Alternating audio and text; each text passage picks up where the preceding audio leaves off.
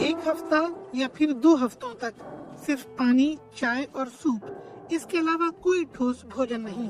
क्या फास्ट रखना शरीर के लिए अच्छा है?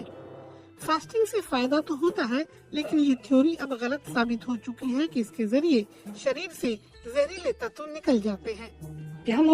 फास्टिंग को लेकर अब हमारी सोच बहुत बदल गई है।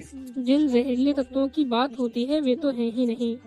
जिन चीजों को शरीर की जरूरत नहीं होती है वे किडनी और लीवर के जरिए बाहर निकल जाते हैं, लेकिन इसका एंटी इन्फ्लेमेटरी प्रभाव जरूर होता है, जो शरीर की मरम्मत करने की प्रक्रिया को बेहतर बनाता है। लेकिन खाने के बिना रहने का कई मामलों में फायदा होता है। सिर्फ एक दिन के बाद शरीर एक तरह से फास्टिंग मोड में चला जाता है और फिर अपने अंदर मौजूद ग्लूकोज को इस्तेमाल करने लगता है। ब्लड शुगर और इंसुलिन लेवल भी कम होने लगते हैं। शरीर का फैट घटने लगता है, जलन वापस जाने लगती है, ब्लड लेवल भी बेहतर होता है। कुछ मामलों में कोलेस्ट्रॉल का लेवल पहले से घटकर 1/3 रह जाता है।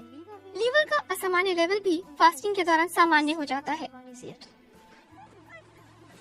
कसरत भी फास्टिंग का हिस्सा है।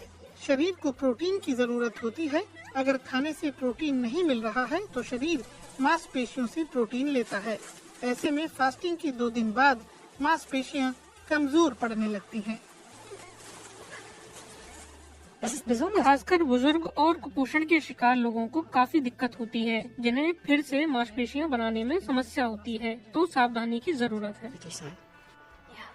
ऐसे में थेरेप्यूटिक फास्टिंग सबके लिए नहीं है। बार बार बीमार होने वाले या फिर दिल के मरीजों को सिर्फ डॉक्टर की देखरेख में ही फास्टिंग करनी चाहिए। जरूरी नहीं कि फास्टिंग का फायदा उठाने के लिए आपको कई दिन तक भूखा रहना पड़े। रिसर्चरों ने पता लगाया है कि कम अवधि में लेकिन नियमित रूप से खाना ना खाया जाए तो वो भी फायदेमंद होता है।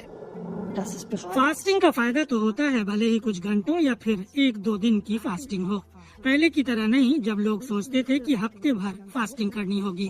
असर जल्दी शुरू हो जाता है। इंटरवल फास्टिंग अच्छा आइडिया है।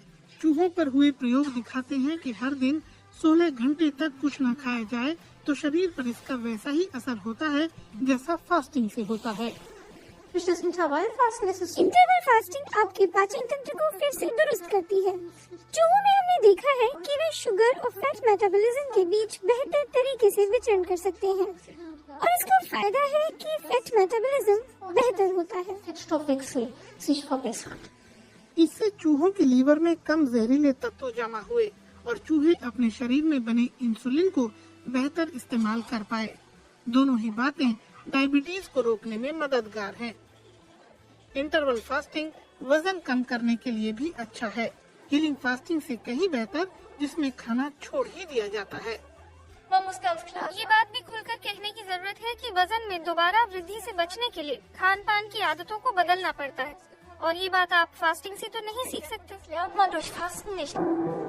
हीलिंग फास्टिंग असल में कोई डाइट नहीं है, बल्कि ये शरीर और आत्मा के लिए एक ब्रेक है, और इस तरह की देखभाल अपने शरीर का बेहतर ख्याल रखने की प्रेरणा भी हो सकती है।